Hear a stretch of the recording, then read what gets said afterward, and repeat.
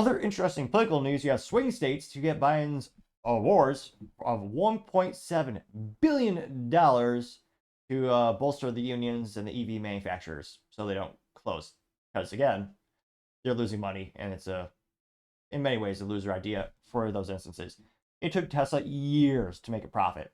Very not too dissimilar from Amazon.com, which took years of losses before they finally made a profit. I mean, these legacy automotive manufacturers can only afford it because they have profits from the gas part of the companies. Like Ford Blue, that's the division there where they actually make the internal combustion engines, like the good old real Ford Mustang, which is has 3 pedals and a V8, and then the Ford F-150 and 250, 350 Banana Falcon trucks. Well, the gas engines, that's where the profit comes from. They're putting that in the EV division of Ford. They have Ford Commercial, which is the big trucks. That makes money too, gas engines. Ford still lost $132,000 per EV sold Q2. It's not looking great. They cut down the production by 40% of the projected battery production in, I believe that it was that building that they assembled in, or they constructed in Indiana. But nevertheless, let's go to the actual substance, the article from the Associated Press. Jeez Louise. I swear, touchscreens cause more issues than they solve. Or maybe I'm just, here. Oh, you see one of those electric buses. This is from Matthew Daly. He's a writer over at the Associated Press. They say, quote, Biden awards $1.7 billion to boost electrical vehicle manufacturing and assembly in 8 states. Yeah, coincidentally, they're all very much in swing states in the election year. Interesting. Now, they say, quote, the Biden administration awarded nearly $2 billion in grants to General Motors, Stellantis, and other automotive manufacturers to help restart or expand electrical vehicle manufacturing and assembly sites in 8 states, including the presidential battlegrounds of Michigan, Pennsylvania, and Georgia. The U.S. Department of Energy is issuing grants totaling $1.7 billion to create or retain thousands of union jobs and will support auto-based communities that have been long driven the U.S. economy. I mean, not profitable. The White House said that on Thursday. I added that last part. Besides the 3 battleground states, the EV grants will also go to facilities in Ohio, Illinois, Indiana, Maryland, and Virginia. The grants cover a broad range of automotive supply chain, including parts for the EV motorcycles, buses, hybrid powertrains, and some heavy-duty truck batteries. Now, they're claiming President Biden said this, but I don't know if he really said it. But it's a quote that allegedly Biden said, quote, building a clean energy economy can and should be a win-win for union auto workers and automakers. One of the best examples of corruption in the White House and treated companies unfairly, they had an electrical EV summit at the White House to talk about, the technology and the future. They only invited the union the unions that control the General Motors, Stellantis, and Ford. They didn't invite Tesla. And the White House, I don't think Biden was drunk, but he said that it's almost incomprehensible. He said General Motors was leading EVs. During the time he said that, General Motors had made less than 100 EVs. Tesla was like selling hundreds of thousands. But Tesla wasn't invited because they actually have hardworking employees who get paid in stock and have an incentive to work like hell, not union labor.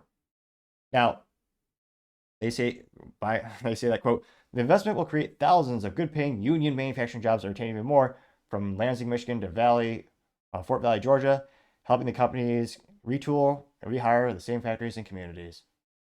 Sounds like a bribe. You're giving money just to union jobs, and unions overwhelmingly vote and fiscally support Democratic candidates. Now, GM said that its $500 million federal grant will help the company convert an assembly plant in Lansing, Michigan to produce EVs.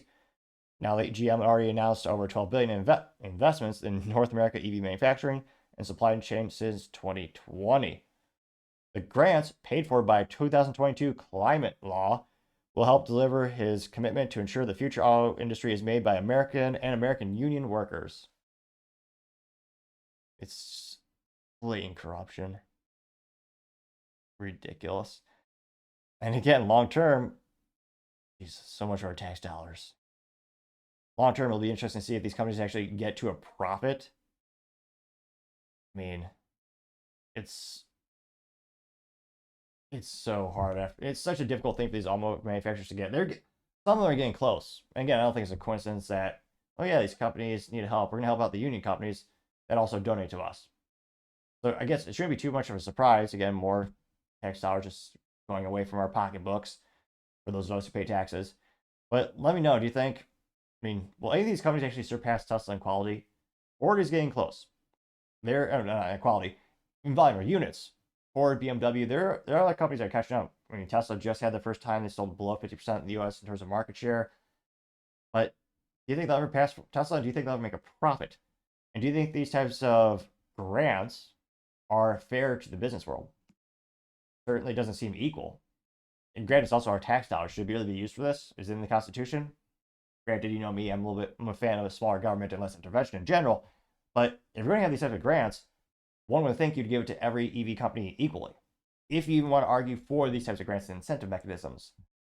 But of course, they're giving it to only these particular companies and only to union jobs and union companies. But let me know if they think this is a good idea. I mean, it'll certainly, in terms of moves on political chessboard, it'll get some more votes. These companies getting free money and propping up these jobs that are not sustainable at the moment. But let me know in the comments. As always, be fascinating to hear what you have to say. Thank you, everyone, for taking the time to tune in. Again, trying to get to 4,000 subscribers by the end of the month. So if you could click that button, I would greatly appreciate it. Also, leaving a thumbs up, thumbs down, or comment is a great way to give me some additional feedback, letting me know how I can make the show better and better. Lastly, don't forget to take the time to tell your family, tell your friends, tell your coworkers, heck, tell your enemies, tell anyone and everyone. Just stay safe, fight the good fight.